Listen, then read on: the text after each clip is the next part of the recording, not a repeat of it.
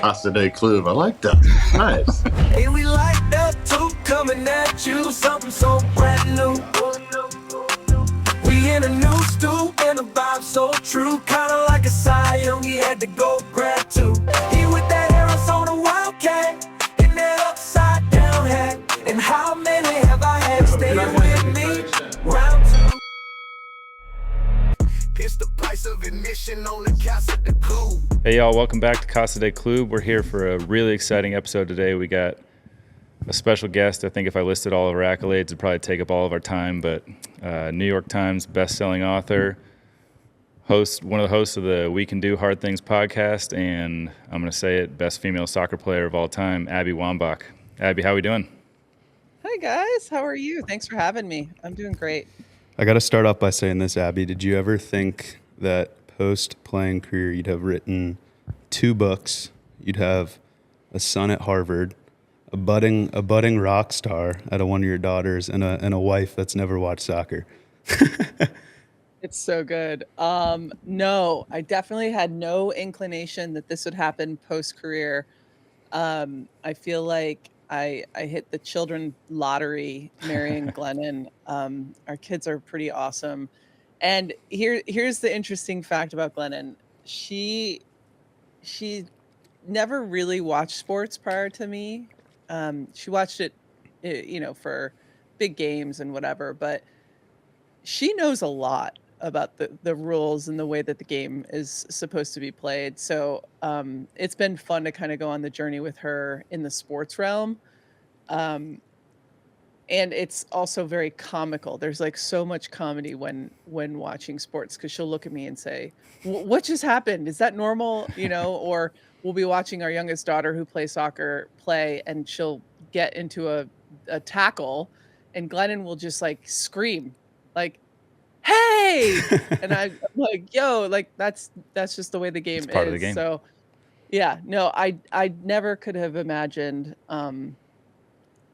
It's ironic now because of our podcast, people come up to me more than anything and say, oh my gosh, I love your podcast. And I'm so grateful for that. But I'm also like, hey, I'm an athlete first. Yeah. Like, let's not get this wrong here. Yeah. I'm actually, that was what I wanted to ask you first is, how did you find something going from being the absolute best at what you do as an athlete, as a soccer player, something when that was no longer what drove you, to something else to occupy that void for you? Did you know that you wanted to do it in the route of media or writing books, or did that just come through your process of finding something?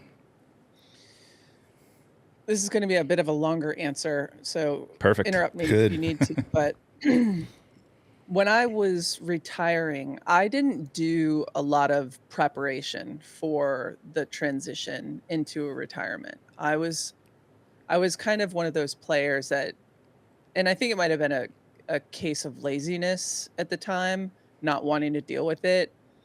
But I was I needed to put all of my energy into playing, especially at the end, because I was dealing with a lot of injuries and dealing with just being an older player, not being able to move as well, not being able to do what I used to be able to do as easily. Sounds familiar. And it caused a lot of like stress. So when I first retired, the truth is I was really terrified. I had nothing to fall back on in terms of an education. I left school 3.5 years through to go play pro. So I didn't graduate from college. That was always, still to this day, kind of irks me, because in the world that we live in, it's almost like if you don't graduate from college, then the perception is that you then are not going to have the ability or access to get jobs and get healthcare, et cetera. So I was very nervous about what the heck was going to happen. And a few months after I retired, I actually met Glennon, and meeting her, it really did change my life, because my focus, my maniacal focus on playing sports and playing soccer for so long kind of got shifted into having like a maniacal focus on family. And to have that as like the bedrock and the foundation of building a new life for myself in my early retirement days was so cozy and safe feeling. So the terror kind of like shifted into, young children and car lines and making food for them and cleaning up all of their messes all the time. And so Constant. that was like a good distraction in a way. But I do think like a couple years into my retirement, I started to think, and I had written the book Forward that came out in 2016, I think, so shortly after I retired. And a couple years later, I ended up doing the commencement speech for Barnard College in New York City. And that speech actually went viral and ended up turning into my second book, Wolfpack, which I didn't understand at the time, but it actually launched my public speaking career. So that's, for the most part, what I've been doing. And in the last 4 years, we've gotten into podcasting and have really enjoyed that. But yeah, it's like when I had to do a lot of like ego work and specifically like the narcissism and selfishness that I needed to have in order to be able to do the job of playing soccer the way that I did it at the level that I did it and with like the complete sacrifice that I did it with. I had to kind of reckon with that because I don't think that that's a healthy way of living forever. I think that it really does take a toll.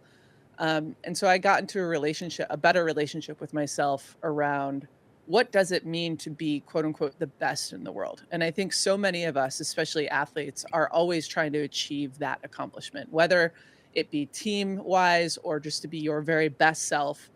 And I think that drive and goal is an interesting one because even though I was handed like literally the best player of the in the world award, like somebody handed me that award, I think it's comical because there are so many wonderful players, and to hang all of my worthiness on this kind of award or gold medals or World Cup championships, that was so much of my focus and it was like my identity. And having to switch from that, I just have had to reckon with the idea that maybe that was a little bit frivolous and naive of me to believe for so long, because as a person who is retired, who scored the most, even though it's been during my career, I had the most goals. There was something that shifted inside of me after I broke that record because I thought that it was going to deliver me some sort of enlightenment, so to speak, or some sort of you did it feeling and you have accomplished what you came for. And nothing was there. Yeah. I scored the most goals. I had an amazing career, and nothing like scratched the itch that I felt like I was experiencing and hoping to be gratified with. So yeah, I am a little surprised with how things have turned out. I mean, I didn't consider myself a great writer or an author by any means, but I do think that the life experience that I had has given me a perspective and something to say. And I'm just going to keep using all the different ways that the world moves in order to use my voice in the very most like positive, effective ways that I possibly can. You talk about family bridging the gap, and I can't even imagine, what it would be like to be an athlete of you and Corey's caliber. Have you found it hard to find that same commitment and dedication to being the best soccer player of all time into your new life, whether it be writing, your podcasts? I know you touched on it a little bit, but does anything compare to being in between the lines? That's a good question. Okay, I don't think anything, I haven't put the stakes on my post-career life like I did my career playing soccer. And what I mean by that is there was a real world circumstance and situation that was happening for me that like I was actually playing for my life. I didn't know what my future would hold. So I was trying to earn as much money as I possibly could earn during my career, for a future that was an unknown, whether I was going to be able to earn income in my retirement, whether I was going to have horrific medical issues that I would have to deal with. I mean, there's a lot of concern with being a pro athlete that not many people really do consider. We retire quite young and you have to reinvent yourself. So, but what I will tell you is that I am a competitor and I do like winning still. Glenn and I will be walking into the grocery store and I will ask her every single time, do you want to race? And every single time she's like, no, I never do. And of course I still have to beat her because it's just something kind of innately in me that I like to win. I like winning awards in the podcast world. We've won a few awards there. More than a few. I like being the #1 New York Times bestseller. Like still like these things. And yet I also understand that it is not the full focus, my North Star as to what is most important. And in terms of parenting, I remember early days, I said to Glennon, like, I want to be the very best parent in the world. And she said, sweetie, first of all, there's no such thing. Second of all, we have just these three children that we need to work for, that we are here for. We're not competing against other parents. Like, that's not what this situation is. And I learned very early on in parenting that, like, there is so much, there's so much success and there's so much failure on a daily and hourly basis. And there's so much confusion and almost constant criticism, like, oh, I could have done that better, or I could have said something different, or I could have showed up in a different way. But that, I guess all I need to do, and it's the same with sports throughout my career. It's just like, part of me thinks that I played for so long because I just kept showing up. And I think that philosophy kind of rings true for the rest of my life in my retirement from soccer. Is I'm just going to keep showing up and keep putting, like, my very best self out there, and to keep trying to, like, I'm a person that likes to make gains. I like to be a little bit better today than I was yesterday, even if they're so minimal, even if they're so minute and intangible and that you can't even measure them. I just like to feel like I'm growing. And so that part of the game kind of continues with me. Yeah, that desire to improve at anything, even if it's incrementally, I think is what drives people like you to achieve the level you did at soccer. But then when that's applied to a different facet of your life, that's why you become a best-selling author. That's why you have a #1 show for a podcast. It's what makes you a great parent. Like, all those things come back to that same mindset. Would you agree? Yeah. And I do think it is a mindset, and it's one that, it's funny because Glennon, she likes to consider herself, my wife, Glennon, for those who don't know, she likes to consider herself a non-competitive person because she's an artist. And I deeply disagree with that, because I think artists are always trying to evolve, whether it's their work or the mediums that they're working with, or the way that they're seeing the world, so that they can kind of portray that through their art. I do think that there is a level of internalized competitiveness, and that is kind Competing of with yourself, right? Yeah, that's the shift, I think. Like, yes, I was competing with myself in sport, but there's also this external affirmation Yes. loop that I could get caught in, that, oh, if I'm better than this person out there, then I'm okay, then I'm safe in here. Mm-hmm. And I think in my retirement, I have learned to internalize that a little bit more, that, like, oh no, I'm not competing really against people. I'm competing against myself. And if I keep competing against myself, because those are the foundational building blocks that made me a great athlete. And then I think this external need to be affirmed and to find worthiness, this external drive. I'm the youngest of 7 kids, so I was just basically clamoring for attention my whole life. And I just decided, what would be a good job to have to get the most attention that I possibly could get? And I was like, playing professional soccer. So let's do that. And I think now that I'm a little bit more mature and older, and I honestly, I kind of think that most professional athletes have to heal. I kind of call myself in recovery from pro sports, because it does take a specific kind of person to be able to do it. And what I mean by that, like, there's this thing that I believe that pro sports athletes have to inhabit in themselves. And what that means, what I mean is, like, we have to absurdly believe that we are good enough to be there. Like, Yep. there's an absolute absurdity in it. And even if a coach doesn't believe it, or other teammates of ours don't necessarily believe it, it has to be an unshakable, absurd belief that my skill is good enough. And the daily workings of that, of the consistency, of the showing up, of the pushing yourself beyond your own limits. My God, the one best thing about not playing professional sports anymore is to just go to a workout and just like do it normally. It's different. It's a And to different. not like worry about getting into the red zone for Mhm. a certain amount of minutes, and to like, honestly, like, I think I walk to the gym 5 days a week, and when I get there, I'm like, you did it. You're here. Yeah. Like, good job, Yep. sister. Like, well done. So yeah, playing pro sports is complicated. It's really hard, and it's something that I think, if we're brave enough, I honestly think there's a lot of bravery into the healing of it, because I do want to have a beautifully fulfilling long life.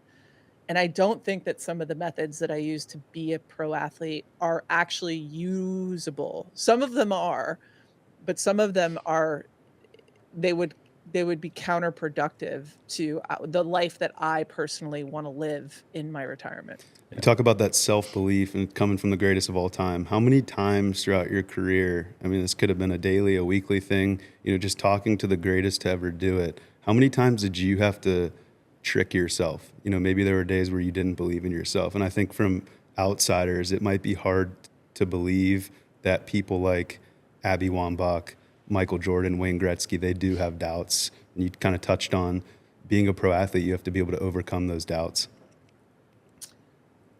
I think that that's an interesting conversation, because this might sound a little bit wacky and weird, but I'm going to go for it anyway.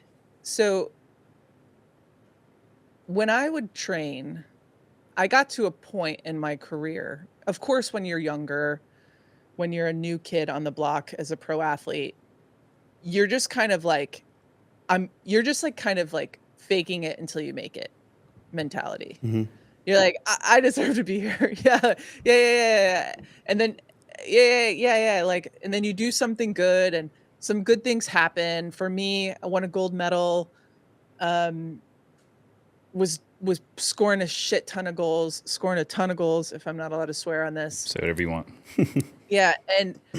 And there was something that happened that because I started to accumulate so many like accolades and wins, and goals, I started to think, oh, you don't have to fake this anymore. You actually do belong here. And not only that, but you're actually setting the standard Mm-hmm. of this team. And so what I was doing, emotionally and mentally during that period of time, I think is kind of fascinating, because yeah, I would get reps in, I would do my daily routines. And at practice, let's just say I'm doing, 100 balls. I'm striking 100 balls for accuracy in a session, and I miss the frame 10 times. The 10 times I'm missing the frame, psychologically, I'm literally thinking, that was weird. I'm not thinking, you're terrible, you don't belong here, I don't believe in you. I'm actually thinking that, like, something was weird, like maybe a weird blade of grass, maybe the ball wasn't traveling at the right, there was some external thing, not me, that made the ball miss. There was some sort of little fraction of a detail that I missed that's just like statistically an anomaly here. And so as my career kind of progressed, having that psychological fortitude and strength and confidence was my superpower. So when we would get into the game and I would be playing, a goal scorer in a soccer game, we're supposed to be successful once or twice in a match. So there's a ton of times that we are working through the idea of failure and what failure really is. And to me, it's like, oh, those odds are great. I like those odds. Like I'm going to just keep trying. I'm going to keep failing until I'm successful, and eventually I will be successful. So I don't know. I just think that there was an absurd amount of belief that I had in myself. And when things didn't go right, it gave me an opportunity to really like face myself. Like when we didn't win championships, I think a lot of people get really good at blaming other people. But when the shit hit the fan, one of my superpowers. Are you guys frozen? Am I frozen? No. No. I'm just fascinated. Yeah. Yeah. One of my superpowers, like when the shit hit the fan and we lost a tournament or something, one of my superpowers was I was able to be extraordinarily honest with myself at what went wrong and what my responsibility and role in that wrongness was. And I did everything in my human power for the next round of whether it was World Cup or Olympics to train to ensure that thing that went wrong would not happen again. And so it was like, I think a lot of us sometimes can get stuck in when things fall apart, that it wasn't my fault. And when I'm in the actual game or the moment of it, I'm like, oh no, that like something weird happened. I'm able to do this psychological dance where I'm able to not worry too much in the moment, but when we're out of it and I can kind of zoom out and get a bigger perspective on what happened, I'm able to be like extraordinarily truthful and honest so that I can make sure that those things don't ever happen again. I don't know if any of that makes sense or not. 100%. Absolutely. I'm curious to know so my experience is baseball. It's a game every day, a season every year. But you talk about soccer with the 4-year cycle of Olympics, World Cup, and then the amount of preparation that goes into those few weeks once every 4 years. When you get to that event that you've dedicated yourself to for so long, what is the anticipation like, the build up to that? And then when those games start, is it something you ever become accustomed to, or is it so above and beyond any other set of games that you play that it's always the pinnacle? Yeah. Well, the good news is like these two events, the Olympics and the World Cup, are kind of very different events in its nature. The Olympics are like this team event where we're going as Team USA. There's a ton of different athletes, ton of different sports. And so there's kind of this collectiveness more so than when we go to a World Cup where it's like all eyes are kind of on us. Yes. The preparation is the same. The experience in terms of like nerves and excitement and all of that, it's the same. And I remember early on in my career trying to figure out, okay, how do you go through this process well? Like what does it psychologically take? Because when you're young, it's different than when you're a leader and you're a little bit older. Yeah. When you're young, you're just following the lead. You're just following the older players and you're listening to them, and you're trying to like be a sponge of the confidence that they have because of the experience they have. And then when you become a little bit older, you have to exude all of this safety, calm, confidence. And that takes quite a bit of strength, because even if you're dealing with, maybe you're not scoring goals in every game, or your touch isn't good, or you've missed a couple of like sitters, you still have to exude this like calm and we've got this mentality. And I'll tell you what, I thought a lot about this recently because I think that I was able to score a lot of big time goals in big moments that, you know, we've watched Michael Jordan growing up and most of us growing up playing sports, you know, we would do the 3, 2, 1 countdown, shoot the ball, see if it goes in. And that's kind of that's like a thing that I just always did. The end of practice, like 3, 2, 1, and I'd shoot and I'd score and we'd win the game. Like I was mentally preparing myself from a time I was a little kid. But I've asked myself this interesting question recently, like, how the hell did I do that? Like, how is it even possible to entertain the idea of being in this moment where millions and millions of people are watching on television? There's tens of thousands of people in the stadium. Your tournament's life is on the brink. You know, when we were playing against Brazil in 2011 in the World Cup, and Pino crosses me the ball from basically midfield, how the hell do I have the gall to believe that the ball would come to me, to believe that I had that if the ball came to me that I would score? And the weird thing is that like I have this like ability, and I don't know if like Steph Curry or Michael Jordan or some of the great athletes that we know do big things in the last moments. I have this thing that I'm just like, I offer myself to the experience and the moment. I'm always going to say yes.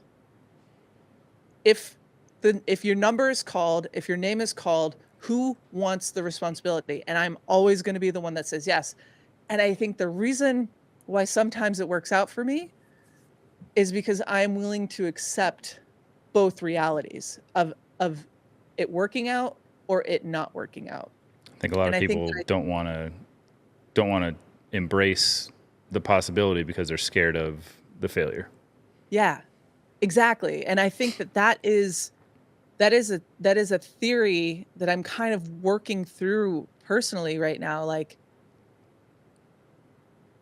it takes an extraordinary amount of bravery to be like, oh yeah, in front of 40 million people, I'm willing to take it on the chin if this doesn't work out.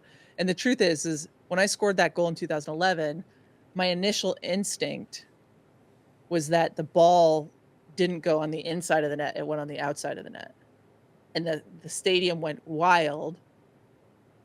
But my thought was, oh, it didn't go in, and the crowd doesn't know that. They just saw the ball hit the net. But it did go in. And yeah, I also tried to always tap into the energy of the game. You know, I don't know if baseball is the same as soccer in this way, but there's a lot of like me willing the ball to come to me. Yeah. Yeah. Because there's so much out of my control. There's not like a set play that's happening unless it's a corner kick or a free kick near the goal. It's just like whatever I think is about to happen on the wing, I have to now put my body in a position where I think the ball might go. And then I got to like, then that person who's playing me the ball has to trust that I'm going to get to this spot. So there's just like a lot of energetic stuff that I always tried to tap myself into. And it didn't always work by any means. Like, yes, I scored a ton of goals, but like, why me? Why was I a little bit different? Why was I able to score so many goals in such weird opportunistic moments? And I do think that there was just like this willingness to fail if it didn't work out that I had. I think a lot of people tighten up. They won't make the run that puts them in the position to score the goal because they're afraid. This is also fascinating. I mean, it sounds like you hear guys like Kobe, Serena Williams, Tiger Woods. Are you studying these types of people when you're playing, or do you think it's just innate? I mean, all of these guys and Serena, these are folks that I kind of grew up playing with. Like, we were all similar ages. Tiger might be a little bit older. I look at them with fascination, but I wasn't ever studying them. It was respect.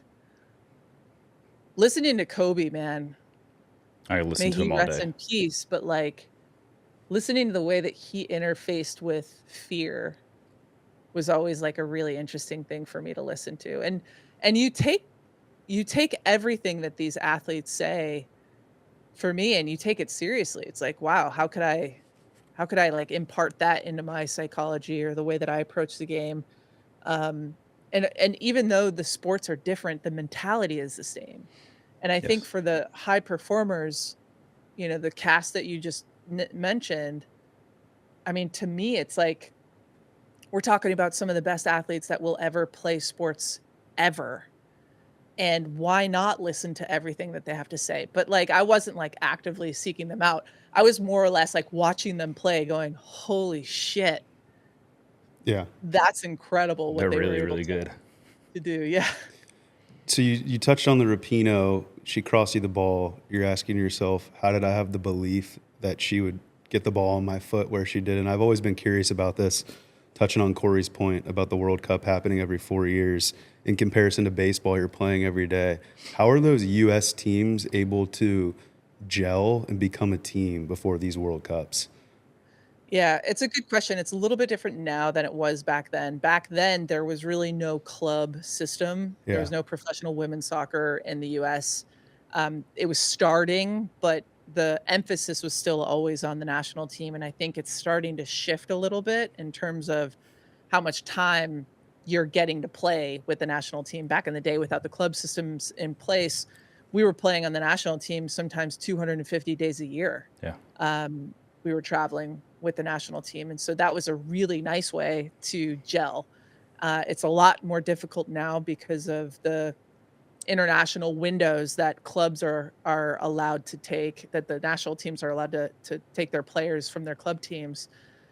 So it's much more difficult to be cohesive as a team than it ever used to be. And I think that that's what we saw in the what year are we? 2024. In the 2024 Olympics, we won. Mhm. And then the World Cup, the most recent World Cup where we didn't, it's one of those things where, oh yeah, they might not have gotten enough time to play together. Yeah.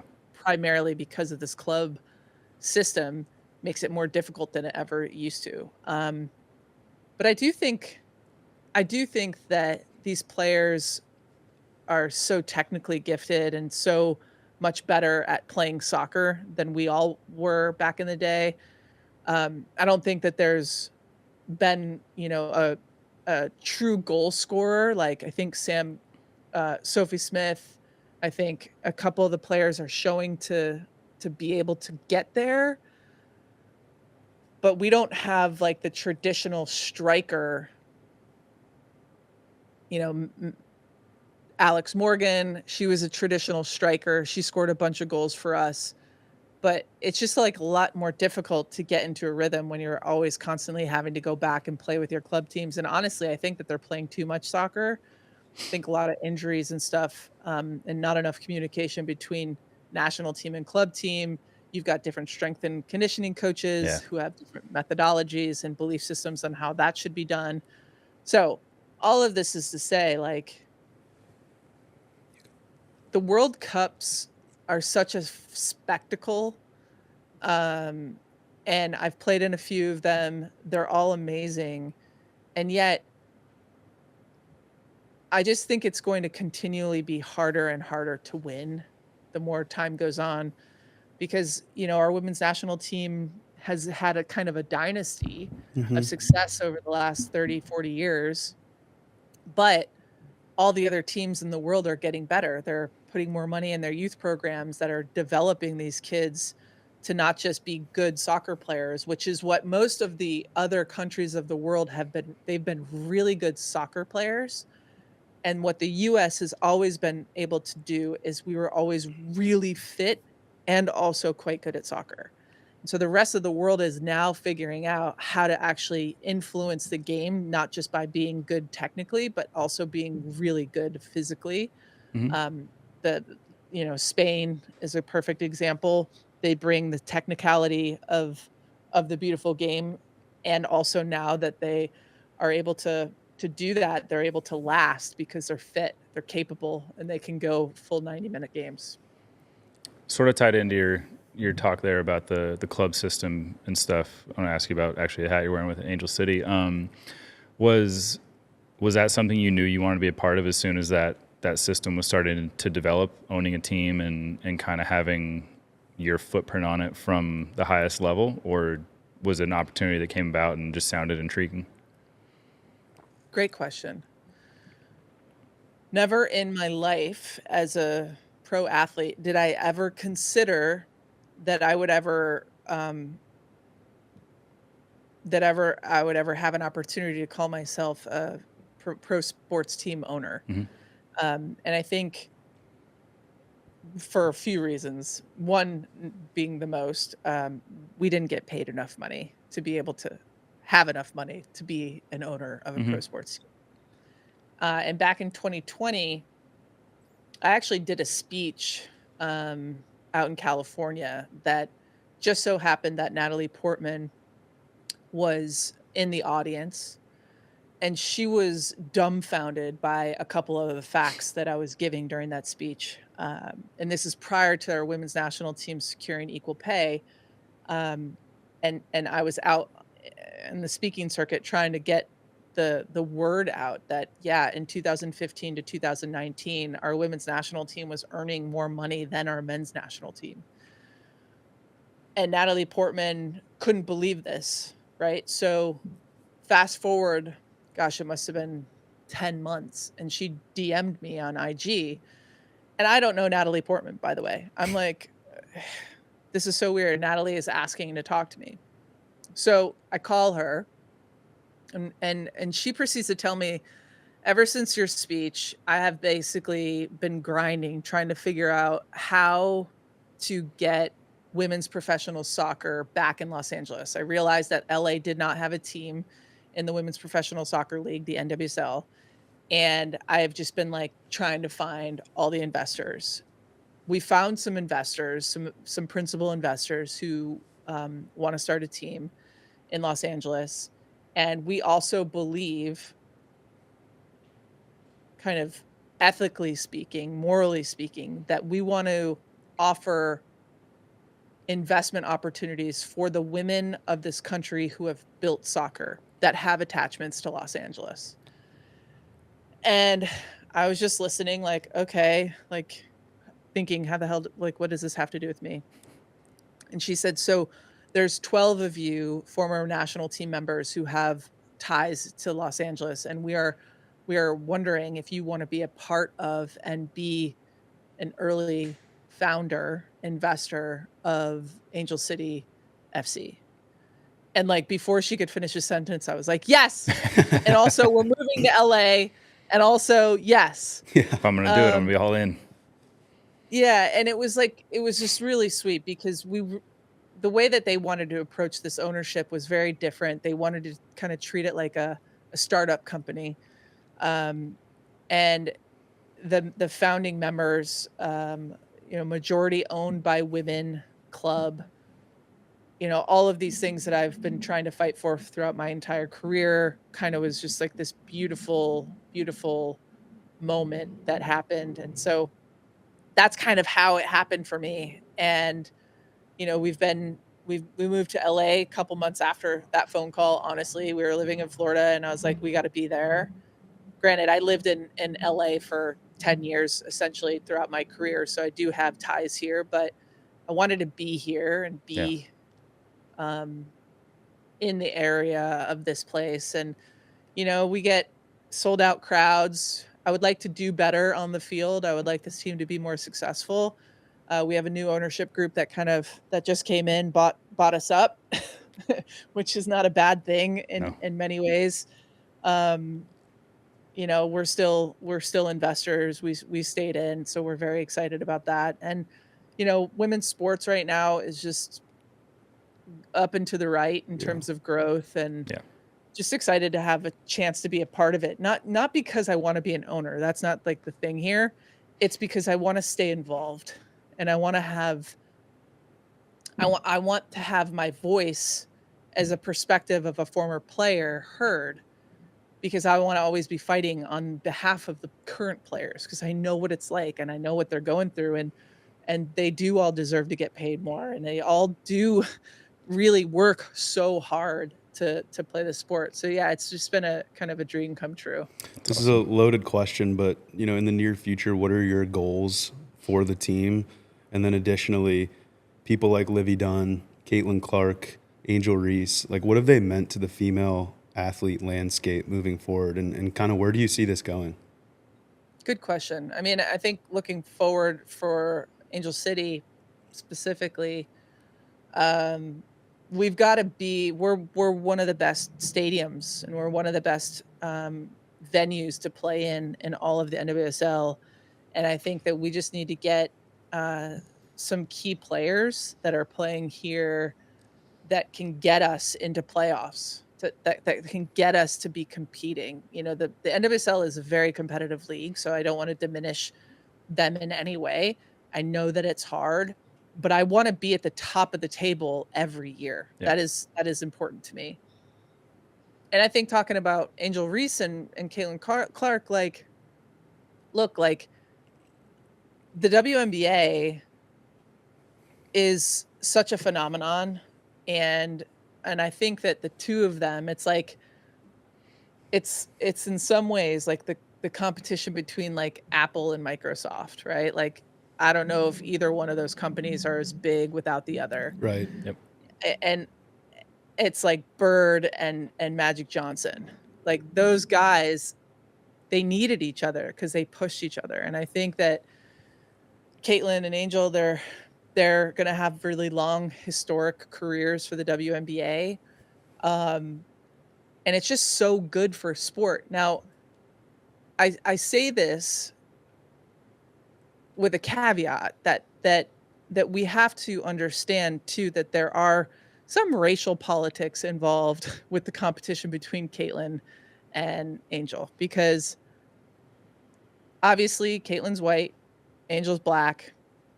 And I think that there could be a divisiveness when it comes to who you support. And just to, like, for your listeners, like, put yourself in check. Are you like, oh yeah, Caitlin, I'm all Caitlin all day long, and you can come up with all the excuse, but is it really just because of the color of her skin? Like, they're both phenomenal basketball players, and they both bring so much energy and joy and popularity to the sport. And for that, I thank them. I think we need to take all the racial politics out of it and look at them as basketball players. And they're all fighting for the same thing. So I just want to say that to your listener, like, ask yourself some of those questions. Do I like Caitlin Clark just because she's white and she's competing and has this rivalry with Angel Reese? Like, what's the real deal here? They're both incredible, and they both deserve a lot of love and a lot of respect, because they're both incredible basketball players. What was the preface behind your book, The Wolfpack? You touched on it coming off that stage is kind of what led to, I don't know if it was writing the book or the idea of the book, but kind of just give us a little insight on the theme of the book and why you chose to write it. Yeah, so back when I retired in 2016, ESPN called and they were giving out ESPYs that year, and they were unveiling a new award called the Icon ESPY Award, and they informed me that they wanted to give me that award, and I was very excited. It's like, wow, that's amazing! Thank you so much. And the producer also informed me that it was going to be Peyton and Kobe who were also going to be getting the exact same award. And when I heard that, there was something in my body that shifted, that I was like, wow, they are seeing me like they see these guys. Mm-hmm. And I just was astounded by that. I just felt so grateful, right? And I remember being on the stage, and I remember the lights being shining on us, and we had some lines, and I killed it. I crushed it. I was also best dressed between the three of us. And the three of us turned and we walked off stage, and I was supposed to go and hang out and celebrate with my friends and family. And actually I got in the car and I just went back to the hotel. I couldn't, I didn't want to go out. And I was thinking about it all night long. Like, what the hell is going on? Why am I so angry? And I was angry for two reasons. Well, for many reasons, but I was angry because I allowed myself to fall into the mindset of I should just be grateful for what I got, being a woman professional athlete, for even just getting paid. Mm-hmm. And that was like something that I was sold that I actually believed. Because I was like, I felt honored that that I was getting the same award as these guys. But I never once considered to start comparing myself to these guys throughout my career. And here I was with this opportunity, like we all got the exact same award. And I'm now comparing myself to these guys. And I'm like, shit, the three of us walked off that stage into three very different retirements, right? Yeah. Like their biggest concerns were where they were going to invest their hundreds of millions of dollars that they earned. And nobody's trying to take that cash from them. They earned that money. But my biggest concern was how I was going to afford paying my mortgage every month and where the heck was I going to get healthcare? Like, what was I going to do to earn money? How was I going to do this? And so that night I kind of promised myself a few things that number one, that the next national team player to retire wouldn't share this experience with me, that they would have earned enough money to be able to sustain their retirement somehow.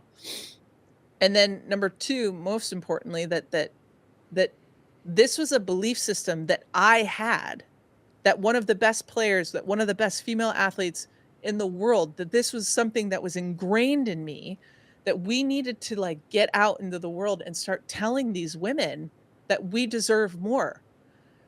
You know, and then now fast forward to 2022, and our women's soccer team finally achieves pay equality with our men's team. Yeah. And I'm just like, I don't know, like, I'm never thinking, oh, I should write a book.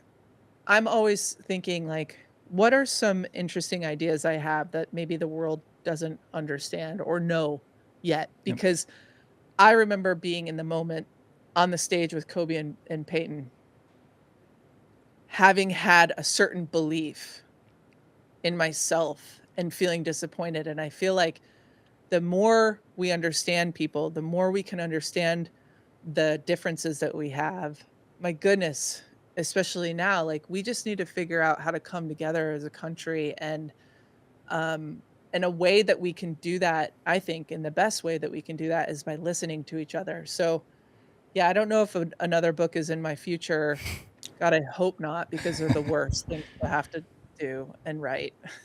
The amount people don't understand. I live with an author. My wife is an author, and the amount of work that goes into creating an actual book that like you are holding in your hand is thousands and thousands and thousands of hours. It's so much effort and so much time. So I don't know if I want to do that, but yeah, that kind of kicked off the real inspiration that I had for wanting to get my voice heard, and trying to do that in all these kind of different mediums, whether it be in books or on stages, in public speaking appearances and events, and then, you know, obviously with our podcast.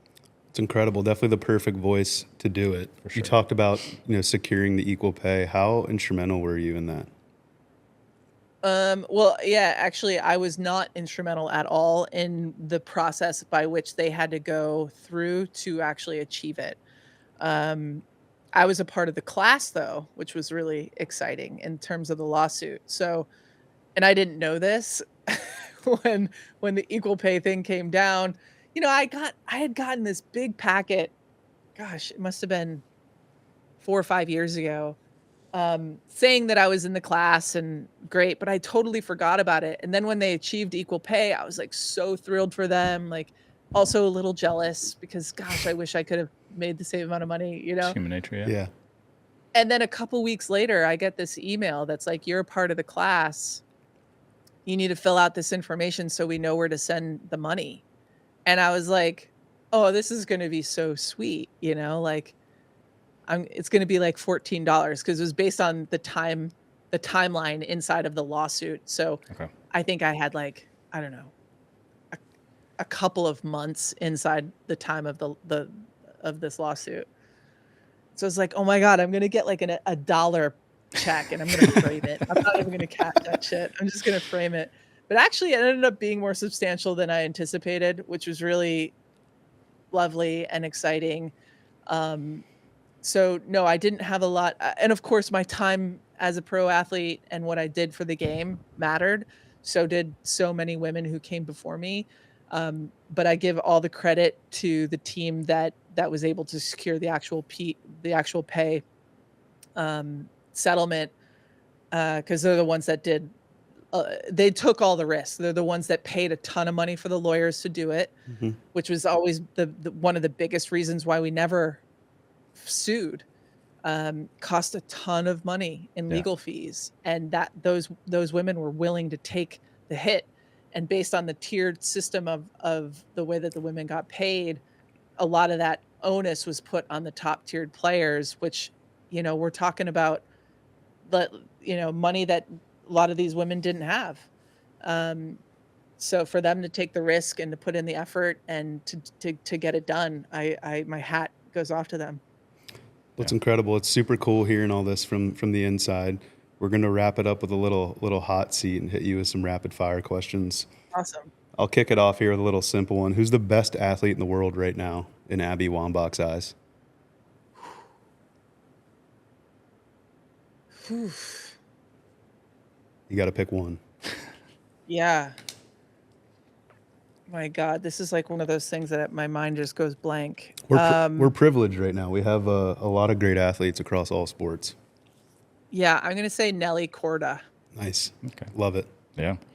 If you had one dream guest for your guys' show right now, who would it be? They probably already gotten them on. That's a good question. I am going to say Taylor Swift. Oh. I would love to have her on our podcast. Did you have any post-career issues with your head given the amount of headers that you attempted? Good question. Not yet. And I am terrified for my 50s and 60s. I've already agreed to donate my brain to science. I actually am going to probably do some brain mapping and optimization work over the next decade, but I got to stop working and have a little bit more free time to do that. Just because I think that the new science that's coming out and technology is going to be allowing to understand kind of some of this stuff better. Alzheimer's, dementia, how sugar plays a big role in all of that stuff. So I'm doing as much learning as I possibly can and hoping for the best. And I told Glennon, sorry, there was a lot of damage that happened prior to your arrival. Yeah, those soccer balls aren't soft. No, they're not. And it's wild watching my youngest daughter play. Ball goes up in the air and my shoulders tighten, and I say sometimes out loud, don't hit it. Because, like, who cares? Like, some of these kids, they're not going to be playing professional soccer, right? They're not going to be going to the national team. Don't risk it. Don't be silly. Just step back and take it down or lose that challenge. Like, don't head it.